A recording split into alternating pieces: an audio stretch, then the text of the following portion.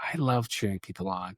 To me, it's so gratifying to help someone in their career grow. One of the things to me is most gratifying to me is when someone calls me back that I haven't talked to in 5 or 10 years ago. Thank you for that conversation in my career. Thank you for giving me that opportunity. Thank you for believing in me. Right. And you kind of forget about the impact you can have on people. Right.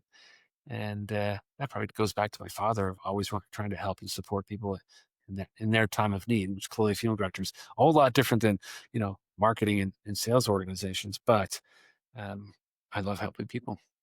Well, I quote a piece of advice you gave me from my CBC days all the time, which is, "You're the only one in charge of your career." Hmm. Yeah, I still say that. I think I phrase it like your career is 99% your responsibility. It's sort of how I phrase it now.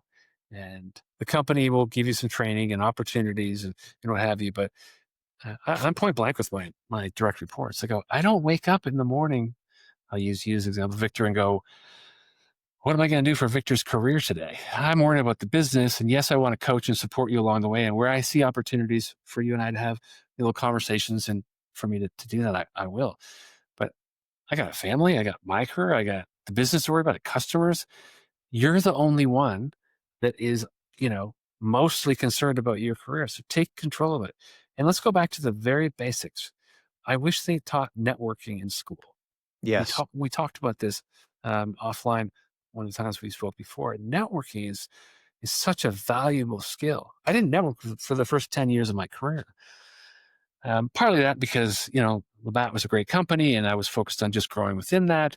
Part of it was me probably being too shy to reach out to other people. But what a missed opportunity of 10 years of building a contact list, right? And now right now I'm having, you know, 8 or 10 meetings a week because I'm out there trying to, find the next opportunity. So powerful, powerful skill. Well, you've been helping a lot of young people try to find their next opportunity. You've been doing mentorship work through Mars Discovery. And I want to ask you one of the questions about, I've got them written down right here on my tablet. So, what are some of the common leadership gaps that you see between yourself and the mentees that you're mentoring? Hmm. It's a great question. And so there was Mars I did some work with, and another company called Everwise, where I volunteered. And uh, this company connects leaders like myself with other companies, and I'm sure they sell that service, and I volunteer. And so I got to meet some really up and coming executives at Facebook and Nokia and some others incredible companies that Open Table was another one. And I think the biggest gap is um, people just need a sounding board to go, am I on the right track?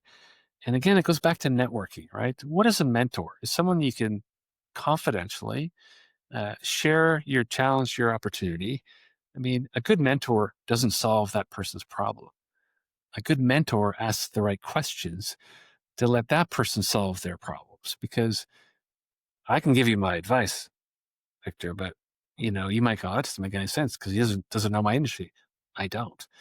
But if I ask you the right questions and get you thinking about solutions, or you go, hey, I got three solutions, three viable options, A, B, and C. Can we talk about these? And I can say, well, I think B is a better option than A and C, and here's why. What do you think? Right. And so having that sounding board to bounce things off of, um, and even after my sessions ended, I do like the 6 month sessions with Everwise.